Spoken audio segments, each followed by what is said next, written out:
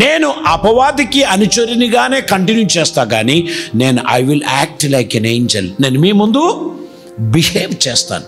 అదొక రకమైన హిపోక్రసీ, దాని వేషధారణ అంటారు. దేవుడు దాన్ని ఇష్టపడడం లేదు.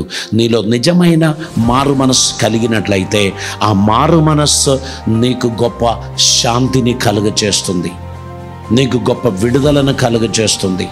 నీ రోగం నయమైన ఒక వ్యక్తిలాగా నువ్వు ఆనందిస్తావు. దేవుడు నన్ను కరుణించినందుకు, దేవుడు నాకు కృప చూపినందుకు నేను సంతోషిస్తున్నాను. ఇటివారు ఎప్పుడైనా కష్టం వచ్చినప్పుడు మాత్రమే దైవజనులను సంప్రదిస్తారు. వారి కష్టాలు తొలగిపోయిందనుకోండి, వారు మళ్ళీ ఆ ఆరగంట నేచర్ వారు తీసుకొస్తారు. వారు మళ్ళీ అవిధేయత కలిగిన వారిగానే నడుస్తారు. అన్నిటినీ క్రిటిసైజ్ చేస్తూ ఉంటారు. మళ్ళీ కొంప మునుగుతుంది అన్నప్పుడు మాత్రమే వారికి పశ్చాత్తాపం వస్తుంది. సైతాన్ ఎంత మానిపులేషన్ చేస్తున్నాడంటే పరిశుద్ధులను కూడా పడగొట్టడానికి ప్రయత్నించేవాడు సైతాన్.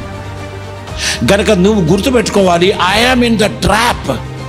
I don't want to continue that trap. I want to come out. So you need to take the next exit immediately. You cannot continue that way for long. You will end up in distraction. You need to come back. నువ్వు తిరిగి రావాల్సిన అవసరం ఉంది. దేవుడు నిన్ను పిలుస్తున్నాడు. దేవుడు నీ జీవితంలో అద్భుతం కలుగచేస్తున్నాడు. మారు మనసు పొందడానికి ఆశించిన వ్యక్తికి ఒక దాహం కలిగిన హృదయం ఉండాలి.